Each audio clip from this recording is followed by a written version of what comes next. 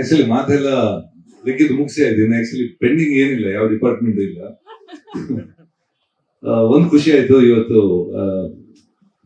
ಊಟ ಬಡಿಸಿ ಆಮೇಲೆ ನಾವು ಶುರು ಮಾಡೋದಂತರ ಖುಷಿ. ಕಾರಣ ಯಾವತ್ತು ನೀವು ಪ್ರೆಸ್ನವರು ಬರ್ತೀರ, ನನಗೆ ಪರ್ಸನಲಿ ಸಂಗೀತದ ಊಟ ಬಡಿಸಿದ್ದಾರೆ ಅಂತ, ಇದು ಪ್ರಾಕ್ಟಿಕಲಿಗೆ ನಾನೊಂದು ರಿಟರ್ನ್ ಮಾಡಿದಂಗೆ ಒಂದು ಊಟ ಬಡಿಸಿದಂಗೆ ಆಯ್ತು. So thank you so much.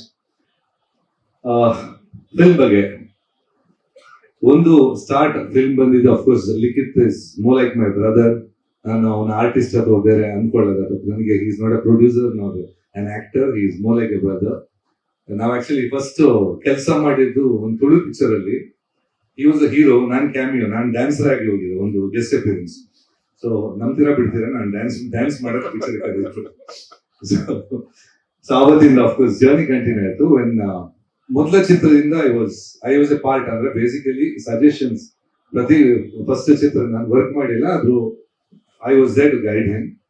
ಈ ಸಲ ಹೊಸ ಡೈರೆಕ್ಟರ್ ಅಂದ್ರು. ಅಫ್ಕೋರ್ಸ್ ಹೊಸ ಡೈರೆಕ್ಟರ್ ಅಂದ್ರೆ ನನಗೆ ಪರ್ಟಿಕ್ಯುಲರ್ ಹೊಸ ಆಕ್ಟರ್ ಅಥವಾ ಡೈರೆಕ್ಟರ್ ಅಂದ್ರೆ ಖುಷಿ, ಅಂದ್ರೆ ಜಾಸ್ತಿ ಎನರ್ಜಿ ಇರುತ್ತೆ ಅಂತ. ಸೊ ಬಂದ ತಕ್ಷಣ ಸೀರಿಯಸ್ ಆಗಿ ಬಂದು ಒಂದು ಫ್ಲೋ ಅಲ್ಲಿ ಹೇಳ್ತಾರೆ, ನಮ್ಗೆ ಅದು ಖುಷಿ ಆಯ್ತು.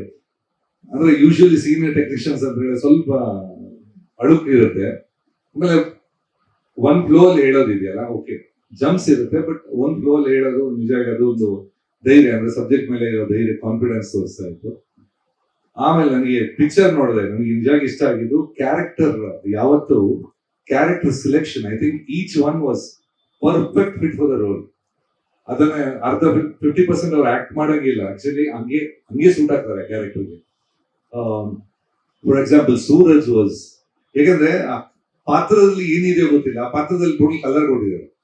ಕೆಲವೊಮ್ಮೆ ಏನಾಗುತ್ತೆ ಅಂದ್ರೆ ಈ ಪಾತ್ರ ಸ್ವಲ್ಪ ಡಲ್ ಅನ್ಸುತ್ತೆ ಕ್ಯಾರೆಕ್ಟರ್, ಅಂದ್ರೆ ಕತೆ ಕೇಳುವಾಗ, ಬಟ್ ಅದನ್ನ ಕಂಪ್ಲೀಟ್ ರೂಮ್ಸ್ ಬಿಟ್ಟಿದ್ದಾರೆ.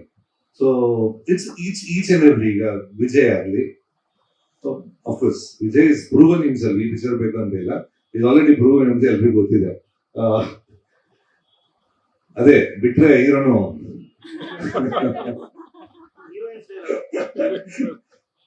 ಸೊ ಅಫ್ಕೋರ್ಸ್ ನಾನು I think first time Tejaswini ಮತ್ತೆ ಖುಷಿ ಜೊತೆ ಕೆಲಸ ಮಾಡಿದ್ದು. ಅದೇ ಎಕ್ಸಲೆಂಟ್ ಆಕ್ಟರ್ಸ್. ನನಗೆ ಐ ವಾಸ್ ವೆರಿ ಖುಷಿ ಕರ್ನಾಟಕದವಳು ಅಂತ. ಯಾಕಂದ್ರೆ we need really serious actors. ನಮ್ಮಲ್ಲಿ ಪರ್ಫಾರ್ಮೆನ್ಸ್ ಕೊರತೆ ಇದೆ. She is done wonderful job. Of course Tejaswini, ಅವ್ರದ್ದು actually she is done the perfect. Actually she is a makeup artist, but the portrayal of the character was super and she was looking at her best. So ಇಡೀ ಪ್ರತಿಯೊಂದು character ತುಂಬಾ ಚೆನ್ನಾಗಿ ಬಂದಿದೆ. ಆಮೇಲೆ director ಬಗ್ಗೆ ಇನ್ನೊಂದು first ಅಂತ definite ಗೊತ್ತಾಗಲ್ಲ, ಯಾಕೆಂದ್ರೆ ಕೆಲವು ಇಂಟ್ರೆಸ್ಟ್ ಪಿಕ್ಚರ್ ಅಲ್ಲಿ ಇರುತ್ತೆ, ಕೆಲವು ಇದು ಬೇಕು ಅಂತ ಇರುತ್ತೆ.